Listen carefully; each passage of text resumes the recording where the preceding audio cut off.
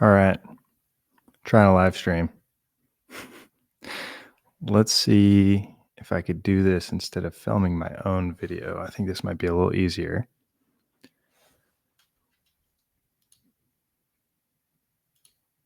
And we'll see where this goes. Oh shit, there's people here. All right. So, gonna do a little bit of a weekend review. Go over some thoughts, some things I'm thinking about. And then what else am I gonna get to? MSTR True North, kind of where we're going with that. And then a little bit of Reinsurance 101.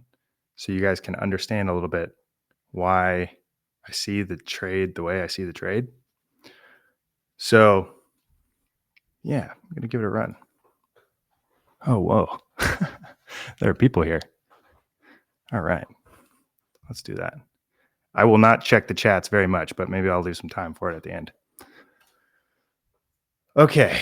So let's go into some things here. A little picture in picture.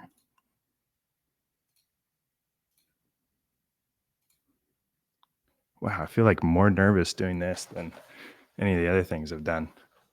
Live solo. Whew. Big deal. Okay.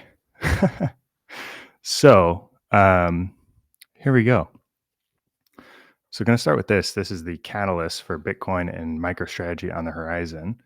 Shared this during MSTR True North on Wednesday. First of all, thank you for everybody that joined. That was pretty crazy. 10,000 of you. Wild. Totally nuts. I do want to emphasize it's going to be a crazy couple of months.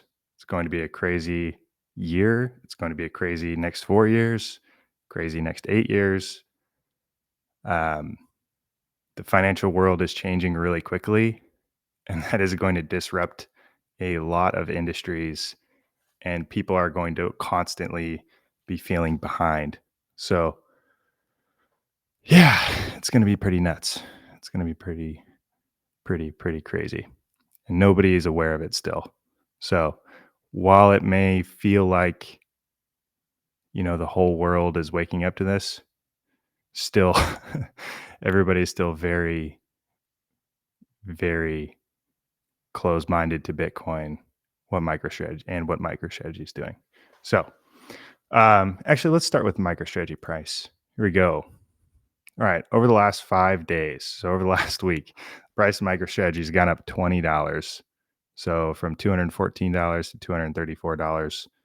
That is a $4 billion gain in market cap over a week, which is pretty wild, pretty freaking crazy. True North happened on Wednesday evening. Boom. And then you got the True North benefit right there. Price of the stock went from $212 up to $243 at its peak today. So, been a wild ride. What a crazy week. What a crazy week. Cool. All right, moving on. Catalyst for Bitcoin and MicroStrategy on the horizon. Boom, we've got earnings on October 30th next week. May try to do a live session during the earnings. We'll see where it goes. But you can count on me being there for the earnings call on Wednesday. Definitely going to listen in on that. We'll see how it goes. I'm hopeful that MicroStrategy will announce their additional Bitcoin purchase at that point. I guess we'll find out. FASB, I think there's a low probability of FASB being adopted in Q3. If anything, I think it may be the Q4 10K released in February of 2025. If not, then it'll be Q1 2025 reporting, which would be released probably in sometime in May around MicroStrategy World, which is in Orlando this upcoming year. I think I'm going to go to that. So, yeah, a lot of cool things on the horizon. I may try to publish this consistently or put it up in a Google format so people can take a look at it. I'm not very savvy with building websites or something. I'm sure somebody could build a website that's got all this stuff in it. So if any of you out there are inclined to go build a website, this would be pretty easy to do. Just some Excel formulas. And we can update this over time. I think there's going to be a lot more catalysts in 2025 than what's outlined here, but this is just, what's in the next 6 months. Okay. What else? How's the chat going? Oh, Plank. What's up, man? Cool. Thanks for watching. True North episode, almost 12,000 views on YouTube, which is pretty crazy. That's enough to fill like a D2 football stadium. It's pretty wild. And then next is moving on to MicroStrategy and where it ranks in the top US publicly traded companies.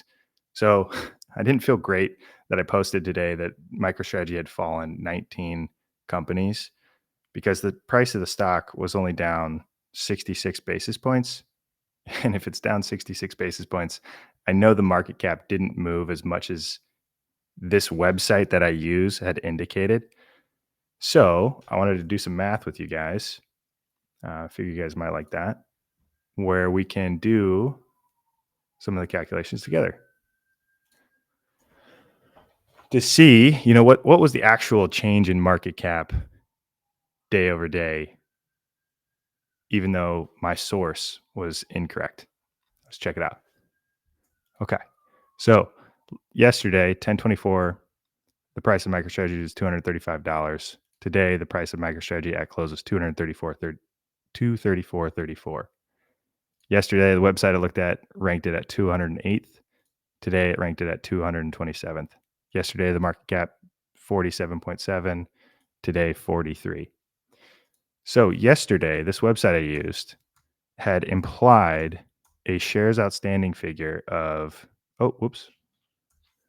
had implied a shares outstanding figure of 202 million, which I think is spot on. 202 million is the shares outstanding figure that I've got. And then today, the implied shares outstanding figure that was used was 183 million. So I think something had happened with the shares outstanding figure that they were pulling from whatever source they were pulling it from, that had changed shares outstanding day over day. So I want to do a little bit of math to show the as if market cap as if it had the same amount of shares outstanding as it did yesterday. And then we can go look and see where it would rank today based on, how the price actually moved. So how we do that is we take the price yesterday multiplied by the implied shares outstanding yesterday to get a market cap of 47.4 billion. So taking a peek at MicroStrategy. So today on this website, largest American companies by market cap, with a $43 billion market cap, it ranked at 227th. But the math that we just did put the market cap at 47.4 billion. So on an as if basis, if we were to keep the same shares outstanding as yesterday, MicroStrategy would be between 209th and 210th largest publicly traded stock company. So maybe fallen about one spot. So not much different day over day. And I think, and Ben's here too. So Ben posted today on the NASDAQ 100. His math is probably much better than mine because mine is relying on a third party, but his is a static number. So his calculation showed that no change in QQQ allocation of, where it would rank in the top 100 companies day over day. So no change there. So anyway, I didn't want to confuse people by having a screen capture of where it would rank yesterday or where it ranked today and not have that number be correct. So I felt inclined to, walk through it with you guys, do some math. I love math. I'm a little bit of a nerd. Cool. So let me check my list here. So True North, MicroStrategy growth. Then I want to talk about Microsoft. Whoa, this Microsoft news. You guys see that? Pretty crazy. So I went into the SEC filing and I wanted to take a review of the SEC filing because I thought it was really interesting. So this SEC filing, this was a proposal A proposal to the board for a December 10th vote. And somebody had proposed, we don't know who had proposed this, that Microsoft needed to make an assessment of investing in Bitcoin. So this is a proposal by a shareholder. Now, what shareholder might it have been? BlackRock happens to own 7% of Microsoft. BlackRock also owns or runs the largest Bitcoin ETF on the planet. So, I'm speculating, but I think there might be some pressure there between BlackRock, Fidelity, and other large asset managers for a company like Microsoft to consider adding Bitcoin to their balance sheet. So this is within the SEC filing. You guys can go review this. This is on the Edgar website. You can go pull this down. This is the benefit of looking at publicly traded companies is they have to put this stuff on the internet for people to be able to review, shareholders to be able to review. So in this assessment, there's a couple, I've highlighted damn near the whole article here. So I'm going to go through a couple pieces of this, but so it says, in periods of consistent and often rampant inflation, a company's financial standing is unfortunately measured not only by how well it conducts its business, but also by how well it stores the profits from its business. That's important, right? Like if a company is making money, you want to make sure that that money that the company has generated is stored in a fashion in the most efficient manner, right? Fair statement by any shareholder. Totally fair statement. So this goes to say a fiduciary duty. So basically, corporations have a fiduciary duty, meaning operating in the highest level of good faith and fair dealing, to maximize shareholder value, not only by working to increase profits, but also working to protect those profits from debasement. I think it's, again, a fair statement. And moving forward in this, this next article or this next paragraph here talks about CPI inflation, and the true inflation M2 money supply is actually significantly more than what CPI inflation indicates. Many people are starting to realize this. So, next paragraph talks again about government securities. Basically, bonds are not outpacing inflation generally. And in this last paragraph here, therefore, in inflationary times like these, corporations should and perhaps have a fiduciary duty to consider diversifying their balance sheets with assets that appreciate more than bonds, even if those assets are more volatile short term. All right. This is huge, right? Like this is Markowitz modern portfolio theory. I've been banging the drum on this one, right? Like if you diversify your assets, if you have a portfolio of assets and you were looking to increase the return and reduce the risk of the entire portfolio, you consider new asset classes with different risk return metrics. Enter Bitcoin. If you've got this whole portfolio full of, bonds and equities, and now you have a new asset with a different risk return profile, you can add a small portion of that new asset to your existing balance sheet and increase the returns and reduce the risk. So that's exactly what the shareholders are saying here, right? Microsoft should consider diversifying their balance sheet. I think this is a great idea for any company, not just Microsoft, any company. So, next paragraph talks about how Bitcoin has outpaced bonds, corporate bonds, etc. Then there's this blurb on MicroStrategy, which is crazy. MicroStrategy is referenced in this Microsoft proposal, just to outline here's the performance of MicroStrategy over time. And then lastly here, I'll just read this last sentence. At minimum, companies should evaluate the benefits of holding some, even just 1% of its assets in Bitcoin. And Bitcoin is an excellent, if not the best, hedge against inflation and corporate bond yields. So, here comes my dog. Oh, I got both the dogs. Okay, come here, Bobo. Let's say hi. All right, you guys get to meet my little Boston Terriers. There's one of them. This is little Bobo. Hi, Bobo. Okay, go. All right, they're out of here. Sorry about that. So going back to this, at minimum, companies should evaluate the benefits of holding some, even just 1% of its assets in Bitcoin. I think this is a no-brainer, but this is really interesting because this is a very well-written document, a very carefully written document, as a proposal to Microsoft shareholders to consider adding Bitcoin to their balance sheet. It's not like somebody in the back of the room is yelling, "Yo, we should buy Bitcoin." This is likely a very serious Microsoft shareholder with a very serious proposal to add 1% of the balance sheet to Bitcoin. The really crazy thing here is Microsoft has got $484 billion in total assets.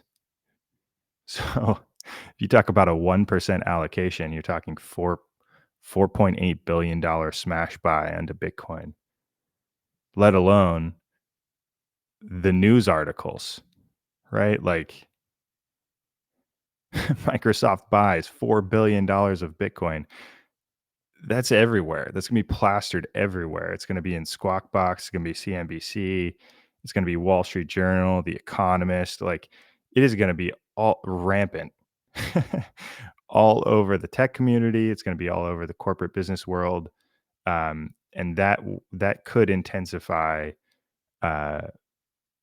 very serious consideration by many other corporations during all of 2025 and future years.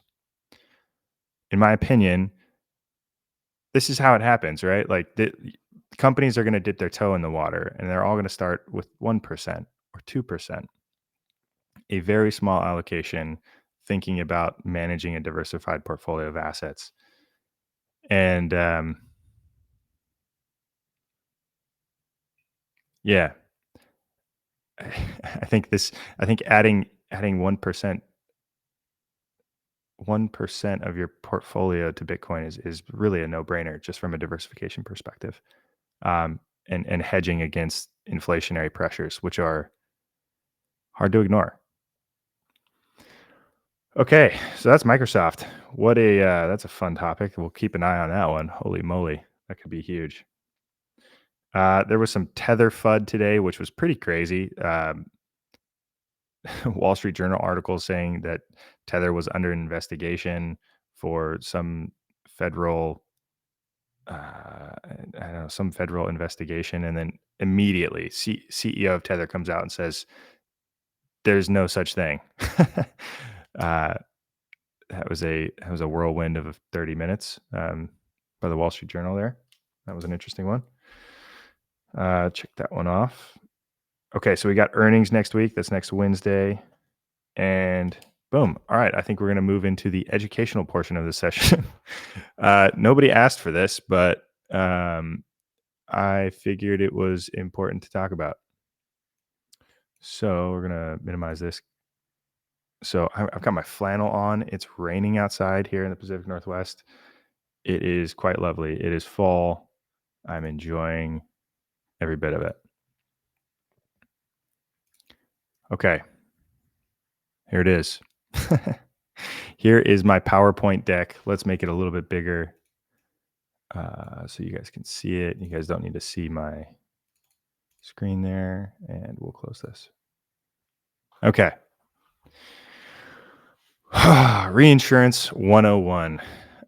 None of you guys asked for this, but I wanted to give some perspective on why I see the significance of the MicroStrategy trade and why my perspective I think is unique.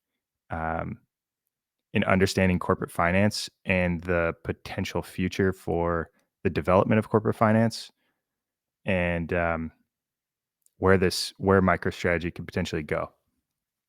So, I'm a reinsurance broker. I sell insurance to insurance companies.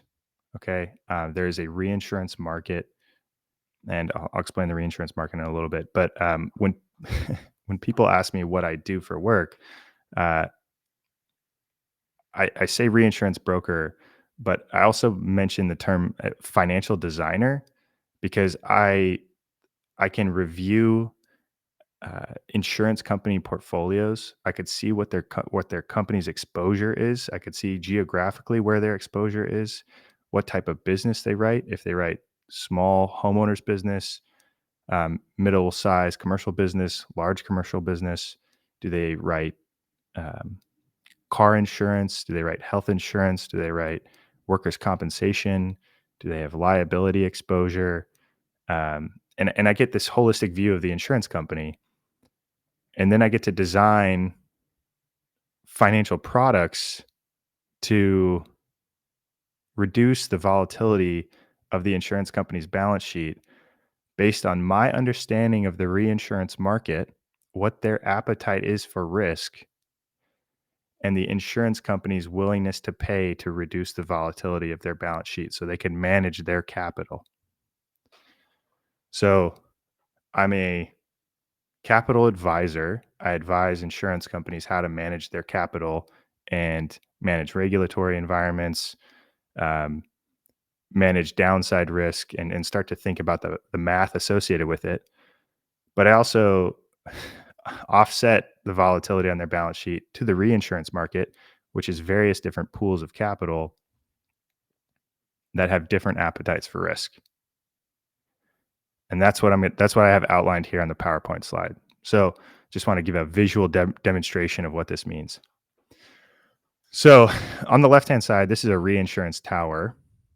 I'm dubbing this Sailor Insurance Company. Okay, let's just say this is a Florida insurance company. This is a Florida-based insurance company that writes homes and condos in all of Florida. Okay, uh, and they've got exposure in Florida. They're one of 100 insurance companies based in Florida, right? Um, so that insurance company says to us, "Hey, we only have $25 million, but we have $400 million or $500 million of exposure. Can you help us reduce the volatility if there's a hurricane that hits Florida?" And we say, "Yeah, sure." And we can look at their portfolio and we can tranche out different layers of risk that we sell to the reinsurance market. So in this instance, in this made up example, Sailor Insurance Company would take a $25 million retention or a deductible if there's a hurricane that hits Florida. So the first $25 million of loss that they incur to their entire portfolio, they take net on their balance sheet. That's like a direct hit. That's loss that they need to be prepared to withstand, given that they write business in Florida. And then we get into the reinsurance layers. So the two layers that sit above this are reinsurance layers. This first layer being $25 million in excess of $25 million. So this is a $25 million tranche. In this layer, I'm making up the pricing, but we say the price of this layer is 30% rate online. Basically, you have to pay 30% of the layer to get that coverage for the entirety of the catastrophe year. So 30% rate online would mean that the insurance company would have to pay $7.5 million to buy this $25 million stretch of reinsurance. So the math is 30% times 25 million equals 7.5 million. So this is a more expensive layer, right? Than like the top layer. It's much closer to risk. It's really close to the insurance company's original deductible. And let's just say you have a probability of attaching that layer every 1 in 10 years. So it's really, there's a pretty high probability that there's loss into this layer. So the reinsurance market, there's a certain pool of capital that wants to be really close to risk because they're willing to take on the bet that there's not going to be a hurricane within the next 10 years. So how a reinsurance company would look at this, if they were willing to take on more catastrophe risk, if they had capacity to take on more catastrophe risk, they would tell the insurance company, all right, I'm good for the $25 million. You pay me $7.5 million. Okay. And in the event that there's a loss, I'll pay out your $25 million layer. In the event that there's no loss, the reinsurance company would make 30% return on that capital. That would be 30% right to the bottom line. This is equity style returns. These are like boom and bust, right? There's a hurricane that hits Florida. This layer is totaled. You lost a ton of money. Let's see if you double down next year. But if no hurricane hits Florida, you just made $7.5 million, right? This is like rich people going to the blackjack table, right? Like these are the markets that I deal with. There are companies and investment vehicles that are willing to take on weather risk, and in different tranches of risk in different volatility sections of these insurance companies. The reason this is attractive is because weather is not correlated with equity markets. Weather is not correlated with debt markets. So these pools of capital look at the insurance market as a way to diversify their underlying exposure. So the point of showing this, and I'll show the top layer here too. So let's assume this top layer is $50 million. Actually, $50 million, in excess of $50 million, getting up to $100 million of total limit. And this layer would be 10% rate on line. So this layer would cost $5 million. And the math there is 10% times $50 million.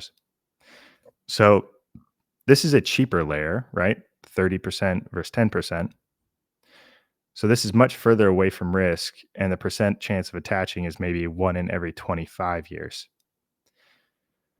So the reason I show these two different layers here is because the pools of capital view these layers differently. They have different risk return metrics. And every one of these reinsurance companies is running simulations on their entire portfolio to see, how much exposure they have globally, kind of all over the place. So I think that kind of gets into the next slide, which is how like the math works. And I think this is important to understand the framework of like probabilistic distributions. Every single entire corporation in the world has some sort of probabilistic framework for enterprise risk management, for managing the downside risk of their entire portfolio. Like, for example, for MicroStrategy, for example, right? In terms of understanding how leveraged they are with their Bitcoin position relative to their convertible debt or any of their other debt covenants, they're running probabilistic framework to understand what their downside risk is in every single scenario. So how this works from a reinsurance perspective, we run catastrophe models. Again, this is giving some perspective of why I see the significance of this trade here. Is like we run catastrophe models, which are Monte Carlo simulations on insurance company portfolios. So what the hell does that mean? That's crazy. Basically, there are really strong computers that take hurricane paths at different intensities, and they run them in different shapes over an insurance company's entire portfolio. And then they'll run simulations. They'll run 10,000 simulations with different damage ratios, with Cat 5 hitting Louisiana, Cat 5 hitting Miami, Cat 2 hitting Tampa. Like all of these different simulations of hurricanes hitting a portfolio, and that spits out this what is called a OEP distribution, or a probable maximum loss distribution, where you can begin to establish framework understanding downside volatility for insurance companies. So in this made up distribution that I made, so how this looks, so the table on the right hand side, this is 1 in X years. So this says 1 in every 5 years, so basically a 20% probability, you would expect the insurance company to have a $5 million loss or greater. Okay. Once in every 10 years, you'd expect a $25 million loss or greater. This is based on this insurance company's portfolio. And then you go out here this is what's called the tail, right? You go out here into the tail of the distribution, 1 in 1,000 years, 0.1% probability, you have a $1 billion loss. Basically, just assume like a Cat 6, just assume a Cat 6 runs over Tampa, goes back into the Atlantic, and runs back through Miami, and then cuts up through and smacks New Orleans at the same time. Like this is one of those it's an event that is hard to quantify. 1 in 1,000 years, a very low probability event. It could happen next year, but then it may not happen again for another 1,000 years. It's all dependent on these computer simulations and how the computer simulations were designed, and yada yada. As an insurance company managing risk, you look at this distribution and you say, all right, well, I can't buy enough reinsurance to cover $1 billion loss. All right. So like if there's $1 billion loss, I'm out anyway. I've probably got bigger fish to fry. Same with a 1 in 500 year event, right? A 1 in 500 year event. I don't know. Mount Rainier blows up and takes out all of Tacoma. I don't know. Like a 9.0 earthquake, New Madrid fault zone.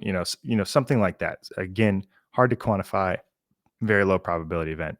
I can't purchase reinsurance high enough. So what do? They identify where they can purchase reinsurance high enough, and there is regulatory requirements from industry regulators. There's a couple industry regulators, one being AM Best, Demotech, KBRA, and these regulators regulate how much reinsurance the insurance companies need to buy. Basically, are you going to be there to pay claims when your insureds come to you with claims? And so the regulators like AM Best, they'll say, you're A- rated, which means that there's a pretty high likelihood that that company is going to be around to pay your claim if you did have a big claim. But this is something you could look up. You could go look up, if you have an insurance company, you could go look up how much reinsurance they buy or what their rating is. It's probably a good exercise. Most people actually don't look at this stuff, but it's kind of important. Especially if you live in Florida or Texas. Again, not financial advice. It even says it on the slide. This is not financial advice, but you should probably know if you have a solid insurance company. Maybe you get a very cheap rate, but maybe there's a likelihood if there's a big loss with that insurance company that your insurance company is actually not there to pay the claims. Something to be aware of. But anyway, you can see here that we can design we design these towers to cover events up to, let's just say, the 1 in 200, the 1 in 250 year event. That's what industry regulatory standards are. And So these insurance companies have to buy this reinsurance for the most part, unless they're really heavily capitalized. Generally, insurance companies are um, less capitalized. It's just more efficient to have less capital in the insurance company and buy reinsurance. Surprisingly, it's actually more efficient to do that. Unless you're a company like Berkshire Hathaway that has so much money, they just take all of the exposure net. I probably lost everybody. Who is this insurance nerd talking about reinsurance? Anyway, the point of this is there are different pools of capital, and I could probably turn the screen off. Where'd it go? So the point of this was to say that there are different pools of capital all over the globe that have different requirements for return on capital, and they have different goals for return on capital. And I see it in my world, right? Like when I have these these reinsurance deals that I go out to market with, I'll send a single insurance deal, a reinsurance deal, out to 100 different reinsurance markets, and each I know the marketplace, and a lot of the different insurance companies have different um, appetites for different types of risk. Some will tell us like, "Hey, I want Florida and Texas wind only exposure," and some other insurance companies will tell us, or reinsurance companies will tell us, I'm tapped out in Florida. I want Midwest hail exposure," or look, I'm tapped out on all property risk in the US. I want to write um, casualty business in the Northeast. Or, that's kind of how the market works. And really, in thinking about the financial engineering here, the financial engineering is really fascinating. It's complicated. And it's not sketchy. Um, it's not sketchy. I mean, we're making the market, right? Like these different pools of capital are asking for certain types of risk, and we're matching that risk with the capital that wants it. We're making the market work constantly. It's not like the stock market that's super digital and moves incredibly quickly. It's very slow. These transactions are very big. They take a long time to like one transaction may take 5 or 6 months to do. The to do one layer, right? Like this 25 million excess of $25 million layer shared, like that could take us 6 months from start to finish. What we do is we get the data, we analyze the data, we look at the risk profile, we look at the catastrophe model loss results, then we design a structure. Then we take that structure and we parade it around the world, identify who's interested in it, and then we go through the quoting process, and we'll send it out to all of these markets and say, all right, give us quotes. Like, what do you think that layer is priced? I know you like it. What do you think it's priced? Or what do you think it's priced at? And then once we get all the pricing back from the reinsurance markets, some will be high, some will be low, and it's a little bit of art and science, and we identify the market clearing price, and then we send those terms out to the market and say, here's our firm order terms. Like, if you like it, take it. If you don't, get out of here.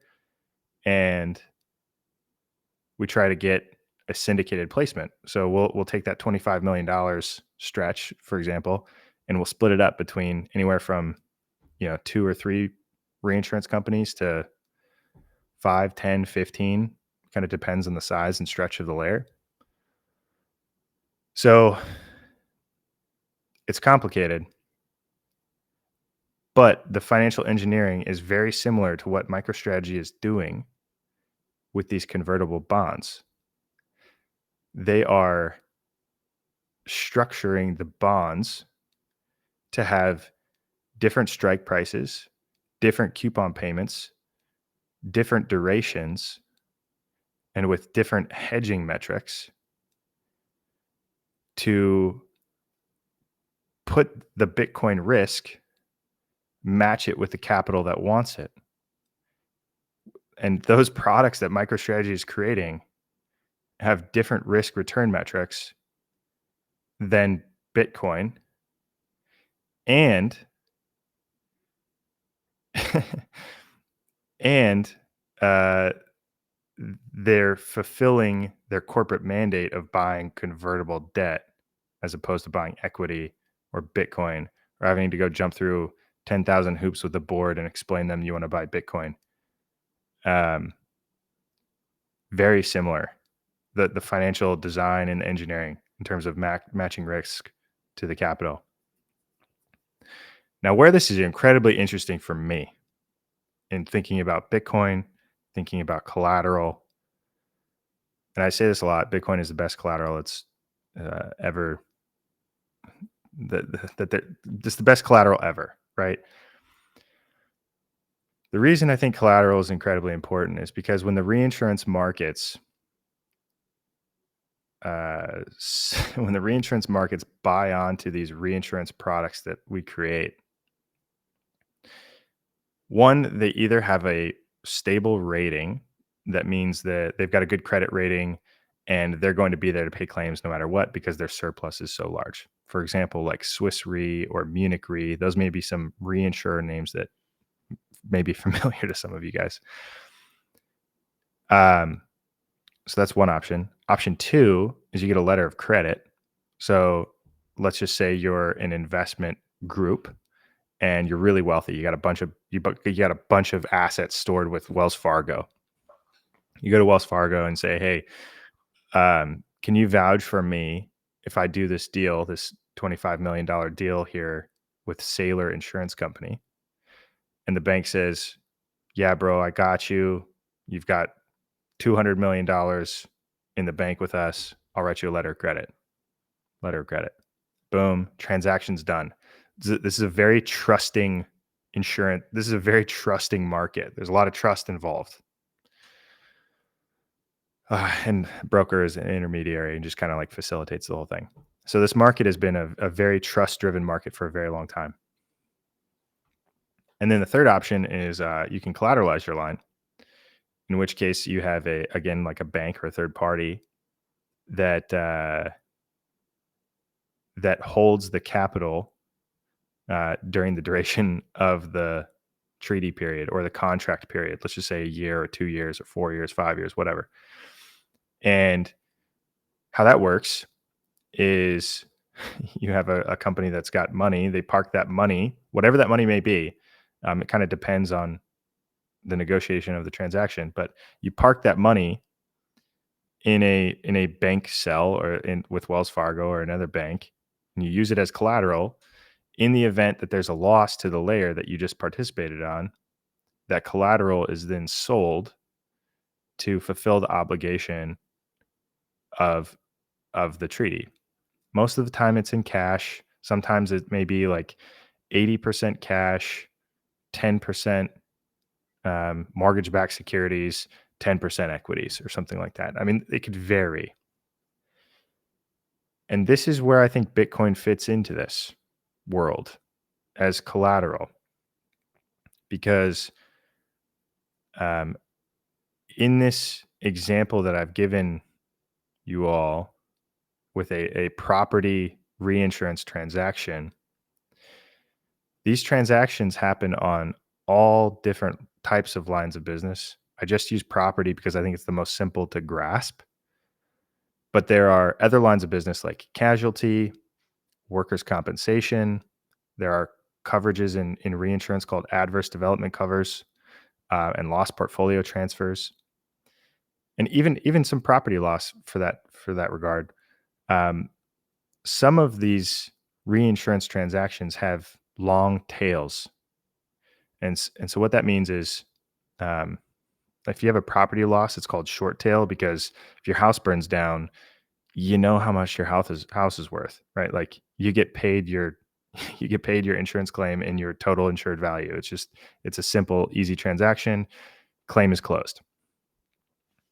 Now, with like a longer tail loss, like a workers' compensation loss, let's say you have a guy that falls off a house 15 feet. He falls 15 feet from the top of a house, breaks his back. He's a paraplegic, and he's going to be in a hospital for the next 40 years. You know, kind of how you kind of know how big that claim is going to be, but you also don't really know, right? You can use actuarial science to get an understanding of where you think that loss may be 10 years from now, 15 years from now, 20 years from now. But the problem is inflation. You have an inflationary variable that I think the reinsurance market is vastly underestimating. They've even made a new name for it. They call it social inflation. You could go Google this. It's pretty funny. The concept of social inflation is that basically during jury verdicts, juries are awarding these malpractice or these either like workers' compensation claims or casualty claims. They're awarding these huge verdicts that are much greater and outpacing CPI. Then they're much greater than they were if they would have occurred 5 or 10 years ago. And they're calling it social inflation. Oh, the jurors just think money's worth more. Well, the reality is M2 money supply's compound annual growth rate is 6.5% and CPI is at 3, right? Like there's a delta there of 3 compounded annually for the last 20 years. Really, no, it's not social inflation. It's just your base is wrong. Your base is incorrect. So going back to where I think there's opportunity, that was a little bit of a ramble. Bitcoin as collateral for long tail transactions seems incredibly appealing to me. Because if you look at the 4-year compound annual growth rate, the 4-year compound annual growth rate is the worst performing 4-year compound annual growth rate is 22.6%. The 96th percentile is like 26% compound annual growth rate. Compound annual growth rate. It's not just a one-time like worst 4-year or a 4-year period. It's compound annual growth rate, compounded 26% every 4 years or every year for 4 years. So that's really appealing to me. And I think I'm certain there's going to be a future where Bitcoin is going to start to creep its way in to long tail reinsurance transactions. As long as the insurance companies and the regulators can get their heads around it. It's a great inflation hedge. And if you think about the real risk of long tail business right now is inflation being greater than you expect it to be.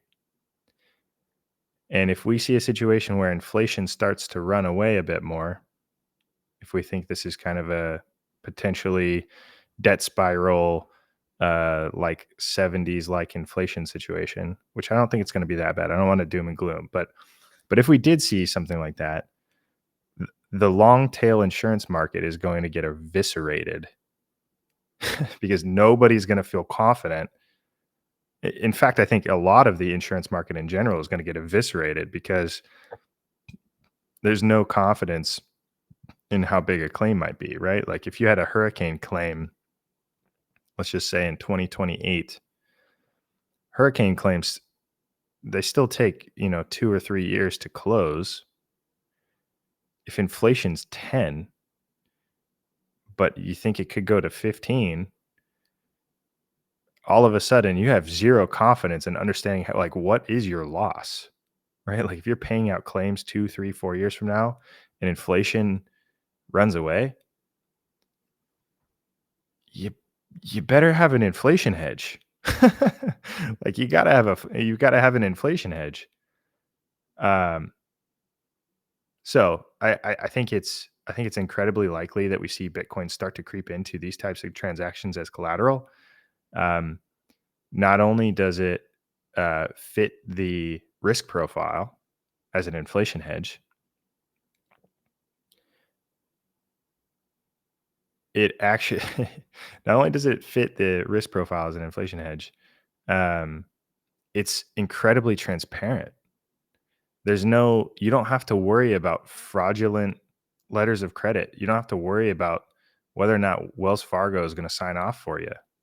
Like you don't even need an intermediary. Like me and part of this equation like could disappear. Like I could evaporate. You can have an if then statement written in like in some sort of custody L2 solution on miniscript with dual custody and multisig. Like you can literally you could check the collateral every day. You could see if it's in there. You'd see if it's moved. And if it moved, you'd be able to go find it. Right? Get like or you'd have you'd have multi-sig um preventative measures so it wouldn't move anyway. So it's not going to move unless, unless, somebody tells it to move or like you've got all of the keys to turn on the Bitcoin and move it. So, um the promise of digital collateral is really really freaking cool. Really freaking cool. So, um this is one use case, right? Like the insurance and reinsurance market is a single use case of digital collateral. And I mean, what there's maybe a couple, maybe $1 trillion of insurance companies. I don't know. Probably more than that. Maybe $2 trillion of insurance companies. I don't know. There's a lot of capital in insurance and reinsurance. There's a ton of capital. Maybe $1 trillion. Probably more. Probably like 1.5 trillion. Maybe 2 trillion of capital in the insurance market. It's a small subsegment of like the entire financial world, but this is why the MicroStrategy trade makes sense to me because I I can they are monetizing the volatility of their stock and stepping down the volatility of Bitcoin using their stock to structure and design a financial product to fit a investor's appetite. That's it. Like they're doing the same thing I'm doing, just in a different marketplace. A- and they're going to continue doing this. And this market is very deep. Like the pools of capital in this market are very deep. They're much deeper than the reinsurance market. Much, much deeper. And we're going to see people people are going to want to buy these all the time. I mean, this is going to get way bigger. This convertible debt issuance is going to get way bigger. It's going to get way, way, way, way, way bigger. I wouldn't be surprised if we start seeing corporations buying this convertible debt. Like, I mean, Microsoft, shit. Instead of just buying Bitcoin, maybe they go to MicroStrategy and say, "Hey, I want to buy $1 billion of MicroStrategy convertible debt." Perfect. Smash buy Bitcoin. Throw a call option. We'll pay you a yield of, I don't know, 20 basis points for a decade. And there you go. There's your 1% hedge, Microsoft. Convertible bonds on MicroStrategy, $1 billion. Like 1%. Done. Not even 1%. $4 billion would be 1%. And you get Bitcoin exposure because what's Saylor going to do? He's going to take that $4 billion and he's going to smash buy Bitcoin. He's going to shove it in there. Holy shit. Oh my God. This is crazy. I haven't seen anything like it before, which is why it's so unique to me. I think it's really, really pretty fascinating. So anyway, none of this is financial advice. Um, I really just like the math, and I really like understanding how markets work, right? So I work in a reinsurance market, which is super niche. I was like, okay, now I need to understand the equity market. Boom, go over the equity market. Oh, I need to understand the debt market. Boom, do that. Real estate market. I love, thinking about all these different marketplaces and how they kind of are interconnected, because all the capital is becoming a bit more fluid. Like before a digital economy, these reinsurance transactions that I previously was explaining, they were done literally on a napkin at the bar. Like there are stories about reinsurance transactions. Yeah, dude, I'm good for 25 million. Write me down for 25 million. It's like napkin at the pub in Lloyd's of London. Like no shit. That's how these were done. Now we're getting to a digital world where there's much more transparency. Capital moves quicker, and speed is going to be important. And the reinsurance market is incredibly slow. And same with insurance. And I suspect that these marketplaces over the next decade are going to transition into faster marketplaces, either via tokenization, digitalization, democratization of these types of risk. I mean, just thinking about cat risk is really fun. I'm sure like half of the people watching this would love to gamble on like hurricanes hitting Florida. I'm surprised it's not a gambling platform yet. I'm sure there will be something at some point in the future where we see something like that. Um, so that'll be interesting to see how that gets tokenized. I'm sure it's going to get tokenized. And I'm sure that capacity is going to get into the insurance and reinsurance market somehow. So, really bright future. A lot of things on the horizon in all financial markets. I think the digital infrastructure with blockchain, Bitcoin, and even some of the other coins, Tether, Coinbase, or USDC, are pretty interesting. So I think we'll see it move faster than people expect. If the price of Bitcoin rallies up to $100,000 or $400,000, all of a sudden the narrative shifts, and this starts to get into CEOs' inboxes. This starts to get into shareholder proposals. This starts to, get into local governments, and that's kind of how this stuff gets started, I think. And it will happen fast.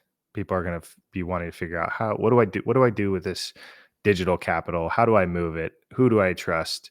How do I work with it? Can I use my bank? Can I get a yield on it? Where can I get a yield on it? Who has the infrastructure to get a yield? Um, is it banks? Is it lending? Is it insurance? Is it worth getting a yield? Should I wait? Should this develop more over time? Um, are there any other products that I could buy? Are there any other types of things to protect my downside? Or, the design capability here is pretty infinite. So, all right, I think that's all I got. I think I'm starting to feel like we're moving in a really positive direction here, especially with Bitcoin. We've got a big couple of weeks. We got MicroStrategy earnings release next week. We've got the election the following week, and then it's just catalyst after catalyst after catalyst, all through November, all through December, and I'm starting to get pretty energized. So appreciate everybody that's watched. I'll save this on my page. We'll talk to you next week during our Wednesday True North, and I'll send that out on my profile. So take it easy, everyone. Happy Friday. Cheers to the weekend. Talk to you later.